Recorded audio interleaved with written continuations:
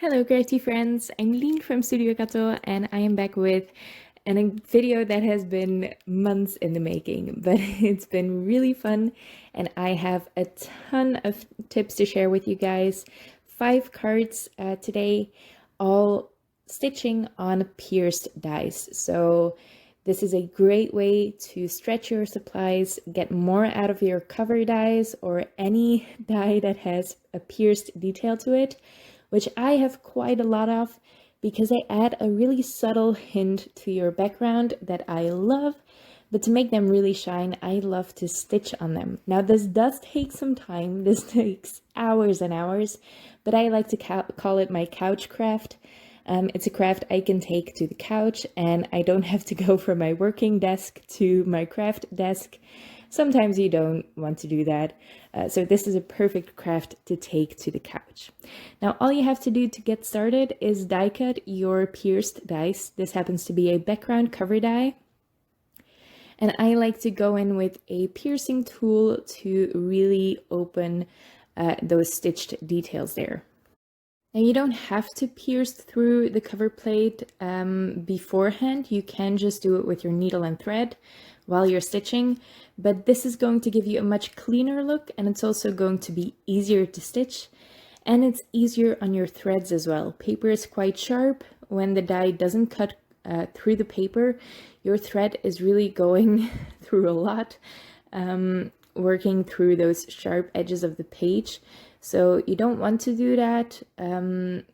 Your thread, once it gets a little bit worn, it's going to get tangled easier. So I really recommend taking the time to pierce through your pierced detail beforehand. Now this is the first stitch I'm showing you, and really all of this is just trying to come up with patterns in your background cover dies. So here I am doing a little bit of a cross stitch. I'm going diagonal over this little area and I'm going back as well, working my way through it. So I end up with a bunch of crosses filling this little oval. Now I want to point out I am not an expert on stitching or embroidery or anything like that. I just do what looks nice. I have no idea what the stitches are called. I know one stitch by name, and that is the outline stitch. This is a stem stitch, and it is really, really easy to do, and it gives you a continuous line. I am going to show it a little bit more thoroughly in one of the next cards, so maybe wait for that. But it's a stitch I use throughout this video, and it's great for outlining. Now to adhere my stitched panels, I love to use double-sided tape or even foam tape. If you have a lot of threads on the back of your piece, you might want to consider foam tape because it's going to even out the dimension you have on the back of your card. I didn't have a lot of dimension on the back, so I just used regular double-sided tape, and that is going to give you a really strong hold between your threads and your card base underneath. I'm just finishing these off with sentiments. I don't want to cover up all of that work I put into stitching, so I just add a couple of embellishments, a sentiment, and that's it. Now for this one, I used a bunch of colors. I get my threads off of Amazon. I just get variety packs that are really cheap. I don't invest in DMC threads, though there is a noticeable quality difference. I do want to say, if you want high quality threads for this, you want to get DMC threads probably. This is just really cheap ones that I got ages ago, and it gives me a bunch of colors for quite a low price point. Now with this die I had a lot of fun, so I made a different pattern as well, and this is something I do quite often. So this is just going from one point in your area that you want to fill to an opposite point, and you go around the area searching opposite points throughout. Just go in the same direction every time. So if I fill up this background, I am going to start every little petal here, every little oval area in the same spot, and I am going to go clockwise or anti-clockwise. I'm going to pick one direction and I'm going to stick to that throughout the background, and that is going to look a lot nicer. You don't think you're going to notice it until you finish your card, and you have messed up the direction in one spot. So yeah, once again, I am going to outline this one as well with that stem stitch. So that's just skipping one hole and then coming up in the middle of that again, and then going through. I'm going to show it a little bit better in the next card probably. So this is the second card I made with this. It's a very different look from the crosses I did before. I finished it off with a sentiment again. And here with this dotted scallops die from Pinkfresh Studio, I am going to do the same thing I did on that green card. I am going to pick a spot in my pattern. I'm going to go through that from the back. I always start from the back. I hold my thread there. I don't recommend taping it down. It's just going to get in the way of the rest of your pattern. And then I just pick an opposite point and I go through that. I go around the whole thing. Now I did count this out and it doesn't quite work out. So I did want the point, the lower point, to go in that upper middle point. I'm not sure if I'm explaining this right, but that means that I have 2 stitches too many on the upper side of this little area. So I do go into 1 stitch on the bottom twice. Just count this out before you start stitching. It's always a handy idea to start a little scrap piece like I'm doing here with the red threads. I'm not going to continue this piece. That was just for showing you guys. But before you cut it out of your gorgeous colored cardstock like I did here, you might want to try a scrap piece and try a pattern you have in mind first, and then apply that to your card with your pretty threads and your pretty colored cardstock. Which is what I also love about stitching on cards. You can do it on any colored cardstock. Your thread is always going to show nice and bright the true color of the thread, no matter what cardstock is underneath it. So it's always going to give you a really nice pop of color, like this red on that teal. I love it. I just stamped a sentiment on this one. It was quite terrifying to emboss it on a stitched panel, but it went perfectly.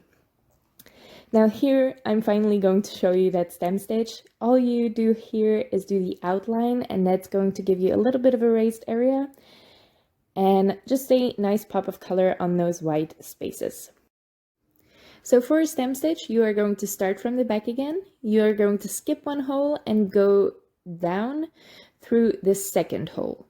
Then you are going to go back up through that hole you skipped in the middle. You do want to keep your thread to one side and come up on the same side every time. That is going to give you a nice continuous line.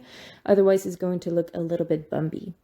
This is going to give you a more of a raised edge, I guess, more of a raised outline than you would get if you do a normal stitch that just goes in the next hole every single time. And it's going to give you a more continuous line instead of that look of a dash line.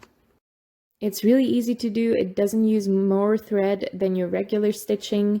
It's just a better effect. Basically, you're getting the back of your normal stitching on the front, but you're taking care to make it a nice looking line. I propped this up on foam tape, and that was a pain in the butt because there were a lot of tiny areas.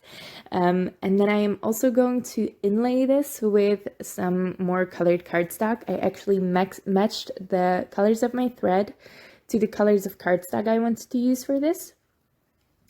And I am going to prop some of those up on foam tape, so it's going to be raised even higher than my white stitched panel. And then some of them I'm just going to inlay with glue on my card base. So this has a lot of different dimensions in it. You're not seeing it quite well on camera, but it's really fun. I really like how this one turned out. The cardstock is from Concord & 9th. They have amazing colorways. So that's why I based my threads off the cardstock instead of the other way around.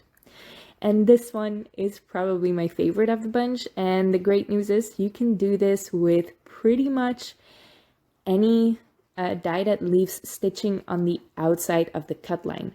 A lot of basic dies do this these days. You have dies that leave stitching on the inside, which are also fun. You can stitch a really nice frame around your panel. But this one leaves stitching on the outside of the cutout areas, and all I do is, it's basically a stem stitch, but I go through the cut hole as well. So I want to cover up the inside edge of that cut line.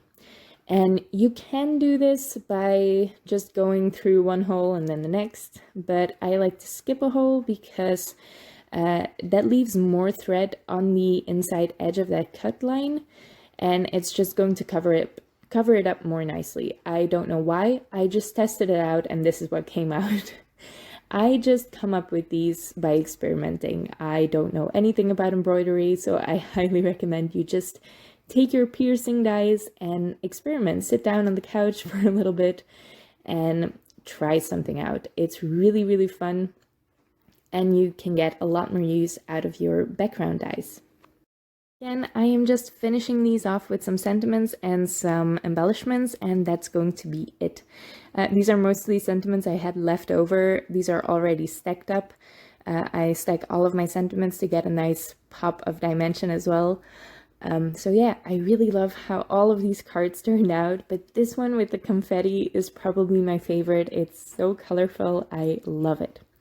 I hope you like these cards as well. I hope you like the video, and I hope you get to stitching soon because it's really, really fun. I can highly recommend it.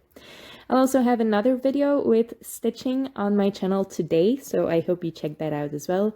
Make sure you subscribe, and I hope to see you next time. Thank you so much for watching.